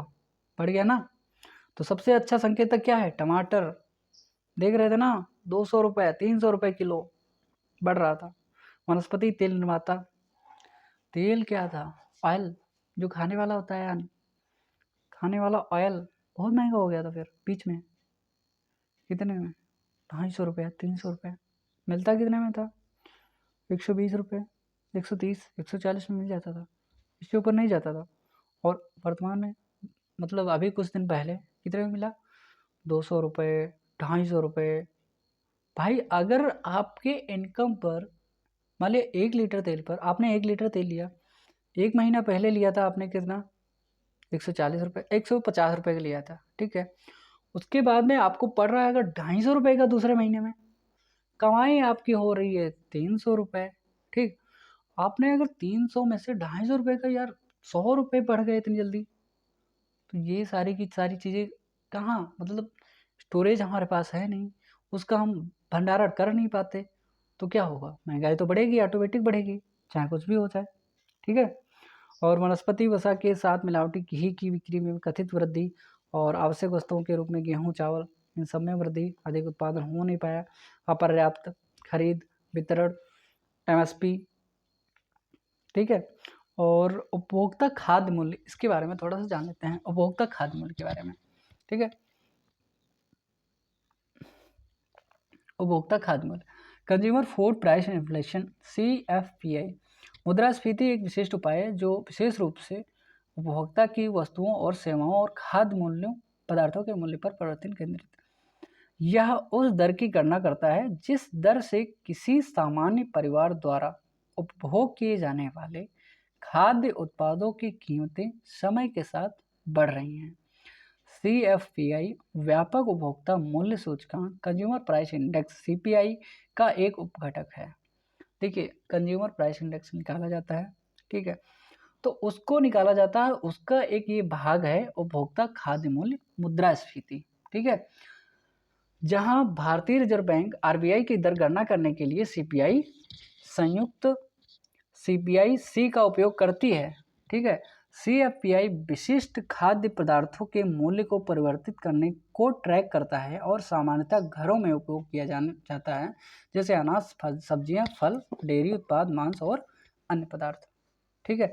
CPI है क्या? CPI मुद्रास्फीति, जिसे खुदरा मुद्रास्फीति के नाम से भी जाना जाता है और के रूप में भी जाना जाता है, वह दर है जिस पर उपभोक्ताओं द्वारा व्यक्तिगत उपयोग के लिए खरीदी जाने वाली वस्तुओं और सेवाओं की कीमतें समय के साथ बढ़ती हैं। CPI है। देखिए, कंज्यूमर प्राइस किसी भी व्यक्ति ने जब मतलब खरीदा, और जैसे जैसे 1 मंथ, 2 मंथ, 3 मंथ, 4 मंथ धीरे धीरे 1 रुपये बढ़ा, 3 रुपये, 2 रुपये बढ़े, 3 रुपये बढ़े, 4, 5, 6, 7 ऐसे बढ़ रहा है, तो ये क्या है? CPI, ठीक है। और अचानक से बढ़ने लगे तो CFPI, जैसे टमाटर बढ़ गया। CPI के निम्नलिखित प्रकार हैं भाई, औद्योगिक क्षेत्रों के लिए CPI, ठीक है, और कृषि मजदूरों के लिए एग्रीकल्चर लेबर्स, और ग्रामीण मजदूरों के लिए रूरल लेबर्स, शहरी और गैर मैनुअल कर्मचारियों के लिए, ठीक। प्रथम 3 आंकड़े रोजगार श्रम मंत्रालय में श्रम ब्यूरो, ठीक है, रोजगार मंत्रालय में श्रम और रोजगार मंत्रालय में श्रम ब्यूरो द्वारा संकलित किए जाते हैं। और चौथे प्रकार की CPI सांख्यिकी कार्यान्वयन मंत्रालय, ये महत्वपूर्ण मुद्दा हो सकता है, ठीक है। ये आपसे क्वेश्चन भी पूछा जा चुका है, समझ गए ना, कि प्रथम 3 कौन कौन से? औद्योगिक क्षेत्र, कृषि और ग्रामीण, इसको कौन जारी करता है? श्रम ब्यूरो। और श्रम ब्यूरो को उसके अंतर्गत आता है, श्रम और रोजगार मंत्रालय के अंतर्गत। और चौथे प्रकार का, जिसको कहते हैं शहरी गैर मैनुअल कर्मचारियों के लिए क्या? CPI, इसको निकालता है कौन? सांख्यिकी एवं कार्यक्रम कार्यान्वयन मंत्रालय, ministry of statistics and programme implementation, ठीक है, इसको निकालता है। ये क्वेश्चन आपको पूछा जा चुका है, ठीक है, इसको याद रखिएगा आप लोग। और ये किसके अंतर्गत आता है भैया? NSO, नेशनल स्टैटिस्टिक्स ऑफिस, ठीक है। खाद्य मूल्य मुद्रास्फीति के कारण क्या हो सकते हैं? आपूर्ति और मांग में असंतुलन, विषम मौसम की घटनाएं हो सकती हैं, फसल चक्र सही से नहीं आया, ठीक है, उत्पादन लागत बढ़ती जा रही है, ऊर्जा की कीमतें ज़्यादा हो रही हैं, जो तेल है ना, और मुद्रा विनिमय दरें बढ़ रही हैं, व्यापार नीतियाँ, ट्रैफिक लग जा रहा है, कहीं कुछ हो रहा है, ठीक है, सरकारी नीतियाँ, सब्सिडी, मूल्यांकन, मूल्य नियंत्रण विनियमों के रूप में भी हो सकता है, वैश्विक घटनाएं भी बढ़ रही हैं ना, रूस यूक्रेन के मुद्दे से कितना अनाज प्रभावित हुआ ना, जलवायु परिवर्तन, आप देखो इजराइल फिलिस्तीन आ गया, दोनों सामने सामने हैं, आजा बेटा हम तुमको खा जाते हैं, ऐसे करके।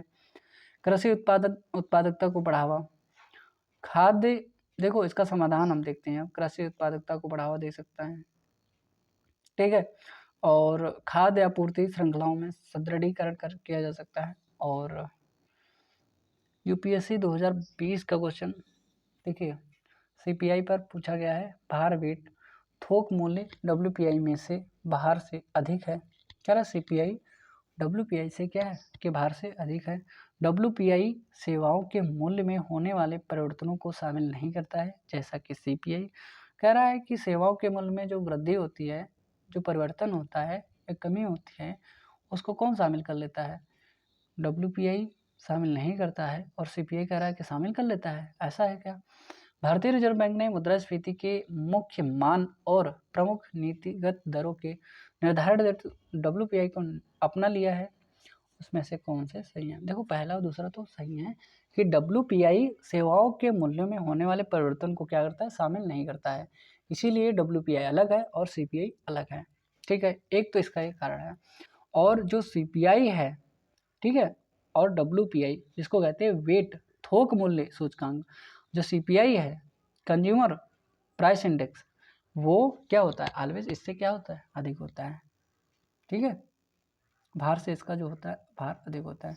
मेंस में एक क्वेश्चन पूछा गया, एक मत यह भी है कि राज्य अधिनियमों के तहत गठित कृषि उत्पाद समिति APMCs ने न केवल कृषि के विकास में बाधा डाली है, बल्कि यह भारत में खाद्य मुद्रास्फीति का कारण भी रही है। समालोचनात्मक परीक्षण कीजिए। देखो इस मेंस के क्वेश्चन में हमें डिस्कस क्या करना है, मेंस में जो मुख्य रूप से मुद्रास्फीति का कह रहा है कि कारण भी रही है, तो मुद्रास्फीति का कारण कैसे रही है, इसके बारे में थोड़ा सा बताना पड़ेगा हमको ना। और राज्य अधिनियमों के तहत गठित कृषि उत्पाद बाजार समिति APMCs जो हैं, इनके बारे में, इनके माध्यम से चर्चा करते हुए उसकी भूमिका बनानी है। भूमिका बनाने के बाद में किस प्रकार से बाधा डालती है, केवल कृषि में ना, विकास में भी, मतलब ना कि एग्रीकल्चर बल्कि डेवलपमेंट के साथ साथ में भी उसमें भी बाधाएं डाल रही है। और किस प्रकार से बाधा डालते हुए ये, मतलब उसके साथ में ही खाद्य आपूर्ति को लेकर के, मतलब ये बाधाएं डालती है, उसमें समस्याएं उत्पन्न करती है, कैसे? तो इसमें भी हम लोग क्या कर सकते हैं, इस पर डिस्कस कर सकते हैं, ठीक है। तो आज का मुद्दा हमारा यहीं पर समाप्त होता है और आपकी 12 और 13 दोनों दिनों का जो करंट अफेयर है अब कवर होता है और इसको आप देखिएगा, लोगों के साथ शेयर करते रहें। दोस्तों कमेंट आप लोग बहुत कम कर रहे हैं कि कंजूसी कर रहे हैं कि शेयर भी नहीं कर रहे हैं, दूसरे लोगों को बता भी नहीं रहे हैं।